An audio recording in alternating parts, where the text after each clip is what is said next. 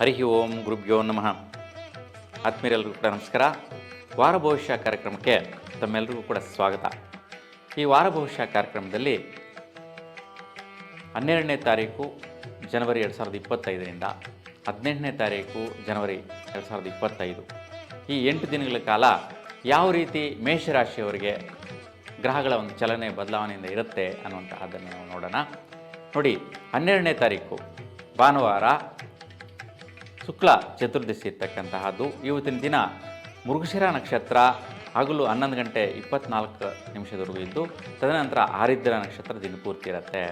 ಇವತ್ತು ದಿನದ ವಿಶೇಷ ಕಾರ್ಯಕ್ರಮಗಳು ಕುಮಾರವ್ಯಾಸ ಜಯಂತಿ ಇರ್ತಕ್ಕಂತಹದ್ದು, ಮತ್ತು ಶಾಕಂಬರಿ ವ್ರತ ಆಚರಣೆ, ಶಿವನ ಸಮುದ್ರ ರಥೋತ್ಸವ ಕಾರ್ಯಕ್ರಮ ನಡೆಯುವಂತಹದ್ದು, ರಾಷ್ಟ್ರೀಯ ಯುವ ದಿನ ಇರ್ತಕ್ಕಂತಹದ್ದು.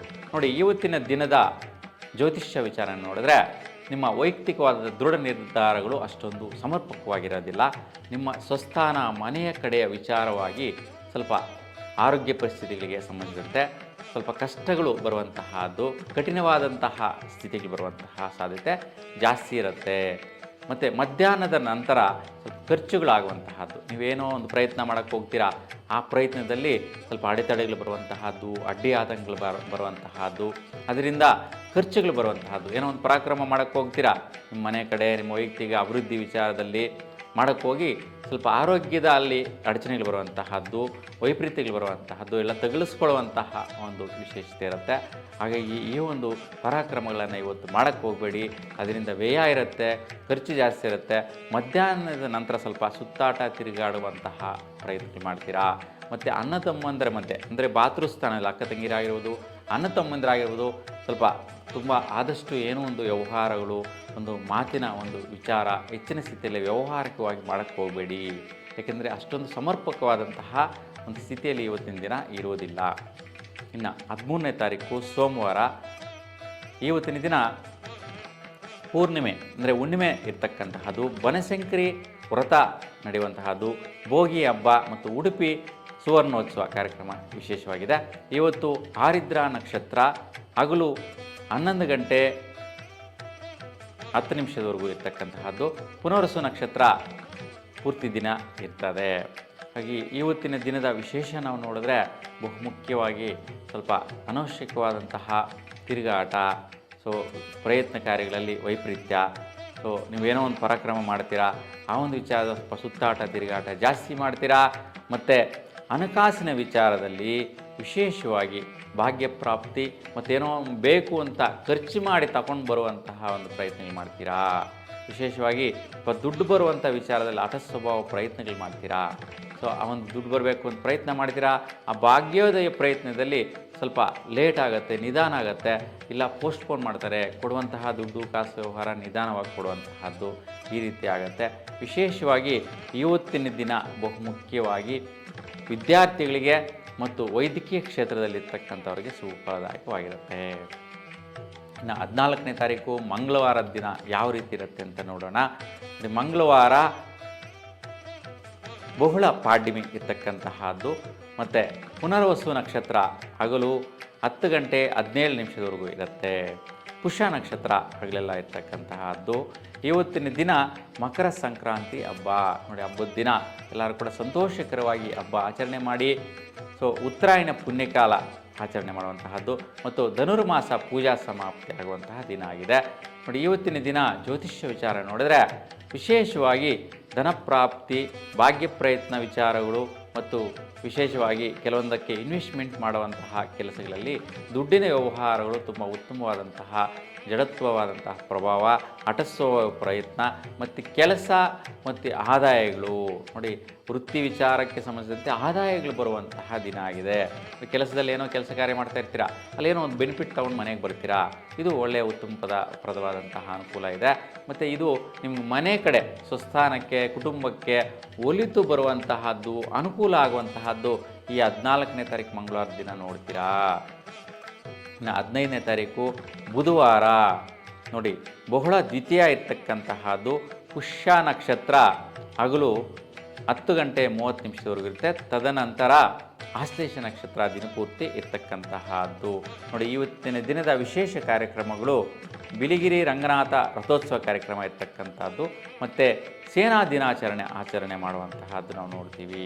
ನೋಡಿ, ಇವತ್ತಿನದ ಜ್ಯೋತಿಷ್ಯ ವಿಚಾರ ನೋಡೋಣ. 15ನೇ ತಾರೀಕು ಮೇಷರಾಶಿಯವರಿಗೆ ಹೆಂಗಿರತ್ತಪ್ಪ ಅಂತಂದರೆ, ನೋಡಿ, ವೃತ್ತಿಯಿಂದ ಲಾಭ ಪ್ರತಿಫಲಗಳು ಬೆಳಗ್ಗೆ 10 ಗಂಟೆ ಒಳಗಡೆ ಸಿಗುತ್ತೆ. ಏನೋ ಒಂದು ಕೆಲಸ ಕಾರ್ಯ ಮಾಡ್ತಾ ಇರ್ತೀರಲ್ಲ, ಅದರಲ್ಲಿ ವಿಶೇಷವಾಗಿ ಲಾಭವನ್ನು ಪಡೆಯುವಂತಹ ಪ್ರತಿಫಲ ಅನುಕೂಲ ನಿಮ್ಮದಾಗಿರುತ್ತೆ. ಮತ್ತು ವಿಶೇಷ ಪರಾಕ್ರಮ ಪ್ರಯತ್ನ ಮಾಡ್ತೀರಾ, ಭೂಮಿ ಪ್ರಯತ್ನ ಆಗಿರ್ಬೋದು, ಬಿಸ್ನೆಸ್ ಪ್ರಯತ್ನ ಆಗಿರ್ಬೋದು, ಮತ್ತು ಸ್ನೇಹಿತರ ಜೊತೆ ಒಂದು ಒಡನಾಟ ಆಗುವಂತಹದ್ದು. ನಿಮ್ಮ ಪ್ರಯತ್ನ ಫಲ ಸ್ನೇಹಿತರಿಂದ ಭಾಗ್ಯ ಪ್ರಾಪ್ತಿ. ನೋಡಿ, ಇವತ್ತಿನ ದಿನ ಸ್ನೇಹಿತರು ನಿಮ್ಗೆ ಯಾರೆಲ್ಲ ಸಿಗ್ತಾರೆ ಅವರಿಂದ ನಿಮ್ಮ ಪ್ರಯತ್ನ ಬಲದಿಂದ ಭಾಗ್ಯ, ನೋಡಿ, ಅದೃಷ್ಟ ಕೂಡ ಕುಲಾಯಿಸುತ್ತೆ. ಅವರಿಂದ ಏನೋ ಒಂದು ಪಡೆದು ಬರ್ತೀರಾ, ಅನುಕೂಲ ಆಗುತ್ತೆ. ಇದು ನಿಮ್ಮ ಕುಟುಂಬಕ್ಕೆ, ಮನೆ ಕಡೆ ಅನುಕೂಲ ಆಗುವಂಥ ಸ್ಥಿತಿ ತುಂಬ ಉತ್ತಮವಾಗಿದೆ.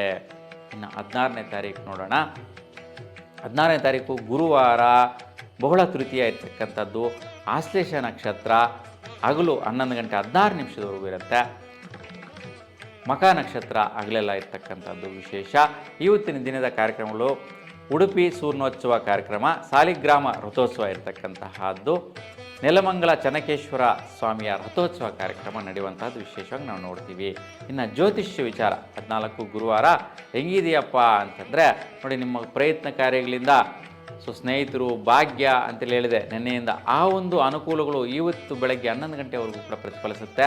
ತದನಂತರ ಸ್ವಲ್ಪ ಸ್ನೇಹಿತರಿಂದ ಸ್ವಲ್ಪ ವೈರಾಗ್ಯ ಭಾವನೆಗಳು, ವೈಷಮ್ಯಗಳು ಬರುತ್ತೆ.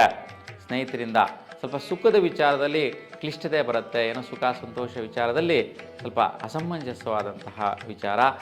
ಮತ್ತು ಮನೆ ಕಡೆ, ಕುಟುಂಬದ ಕಡೆ ಮತ್ತು ವಿದ್ಯಾರ್ಥಿಗಳಿಗೆ ಸ್ವಲ್ಪ ವೈಪರೀತ್ಯಗಳು ಬರುವಂತಹದ್ದು. ಮಧ್ಯಾಹ್ನದ ನಂತರ ಗರ್ಭಿಣಿ ಸ್ತ್ರೀಯರು ಗಣಪತಿಯನ್ನು ಪ್ರಾರ್ಥನೆ ಮಾಡ್ಕೊಳ್ಳಿ.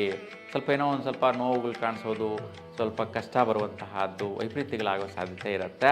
ಹಾಗಾಗಿ ಯಾರನ್ನ ಡಿಲಿವರಿ ಮಾಡಿಸ್ಕೊಳ್ಳುವಂಥ ಪರಿಸ್ಥಿತಿ ಮಾಡಿಕೊಳ್ಳುವಂಥವರು ಬೆಳಗಿನ ಜಾವ ಶುಭಪ್ರದ ಆಗಿರುತ್ತೆ.